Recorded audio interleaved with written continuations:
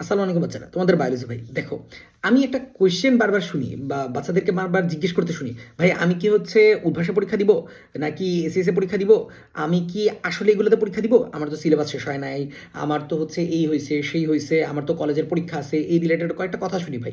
যেহেতু আলাদা আলাদা আমার ছাত্রছাত্রীদেরকে বলা লাগে, সেজন্য আমি চিন্তা করলাম যে আমি একটা ভিডিও বানাই হচ্ছে বাচ্চাদের সবাই একসাথে বলি, কারণ কয়েকটা ব্যাপার একটু জানা লাগে। দেখো ভাই, সত্যি কথা বলতে উদ্ভাসেই তুমি মডেল টেস্ট দাও অথবা এসিএসএ দাও অথবা যে কোনো একটা জায়গায় দাও, তোমার মডেল টেস্ট পরীক্ষা দেওয়া উচিত। কেন ভাই জানো? কারণ একটা ব্যাপার বলি তোমার, যেমন তোমার সবার আগের যে কোয়েশ্চেনটা, যে ভাই আমার তো সিলেবাসই শেষ হয় নাই, তাইলে আমি আসলে আমার পরীক্ষা দিয়ে লাভ কি, আমি তো এই শেষ করতে পারবো না সেই শেষ করতে পারবো না। দেখো ভাই, বিশ্বাস করো, আমি যদি বলি যে তোমার আমি আরো 1 বছর সময় দিব, বিশ্বাস করো তোমার তাও সিলেবাস শেষ হবে না। এটা আসলে আমরা হিউম্যান বিং ভাই, আমরা সত্যি কথা বলতে স্ট্রেস নেওয়ার জন্যই জন্মাইছি। তাই লাইক লিটারালি তুমি তোমার জীবনের সবচেয়ে বেশি ফ্লারিশ করতে পারবা তোমার স্ট্রেসের টাইমে আর কি।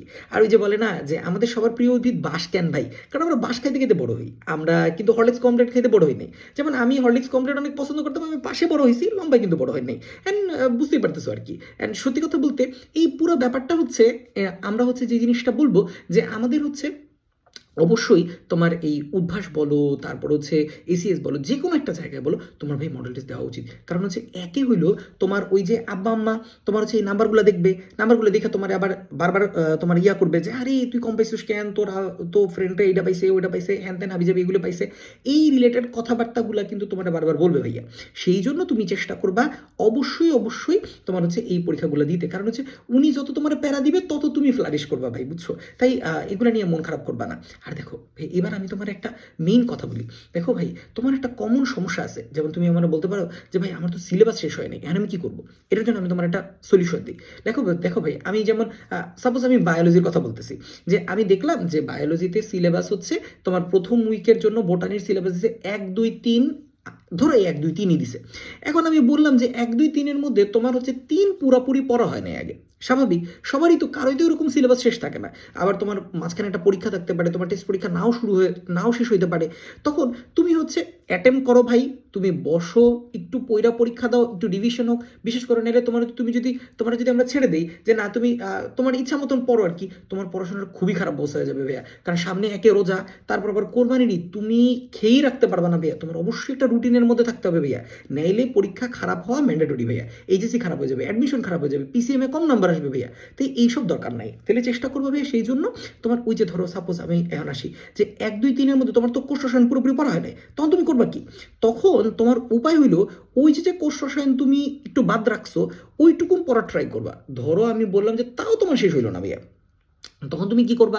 এরপর আবার যখন ওই যে বোটানির একটা ফাইনাল মডেল থাকবে না, তখন তুমি এই টপিকগুলা ওই যে উদ্ভাস বা এসিএস এর যে রুটিনটা পাইছো, ওই রুটিন একটু লিখে রাখবা যে আমার এটা বাকি এটা বাকি এটা বাকি, এই রিলেটেড টপিকগুলো।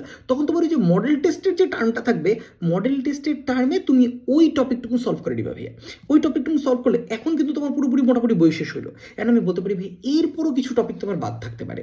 এরপর যদি বাদ থাকে দেখবা হচ্ছে ওদের মডেলটা যখন শেষ হয়ে যায় ভাইয়া, মডেল শেষ হয়ে যাওয়ার পরে ওরা আবার কিছু টাইম তোমারে দিবে।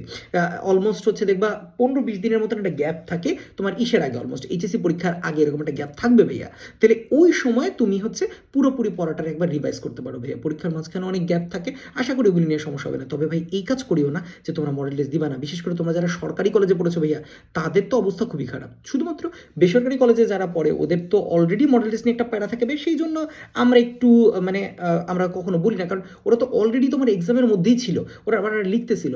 দেখো ভাই, আমাদের ক্লাসেই হচ্ছে আমরা অনেক সময় বাচ্চাদেরকে দেখি যে আরে তোমার ছাত্রছাত্রী তো খুবই ভালো পারতেছে ভাইয়া, ও এমনি অনেক ভালো করে মুখস্থ করতে পারে, কিন্তু ভাই তোমার হচ্ছে ও কিন্তু পরবর্তীতে তুমি দেখতেছো যে ও খুব ভালো পারতেছে, ওকে ভালো কথা, কিন্তু তুমি হচ্ছে ও রেসপন্স করতেছে ভালো, কিন্তু লিখতে গেলে কিন্তু ও ভালো না ভাইয়া। দেখা যাবে যে হচ্ছে ওইটা পারতেছে না, ওইটা পারতেছে না, হ্যান পারতেছে না, ত্যান পারতেছে না, এই রিলেটেড কথাবার্তাগুলো কিন্তু আমরা অনেক দেখি। সেই জন্য তোমার লিখতে হবে ভাই, মডেল টেস্ট পরীক্ষা দাও ভাই, নাইলে তোমার মানে কোনো ট্র্যাকই থাকবে না ভাইয়া।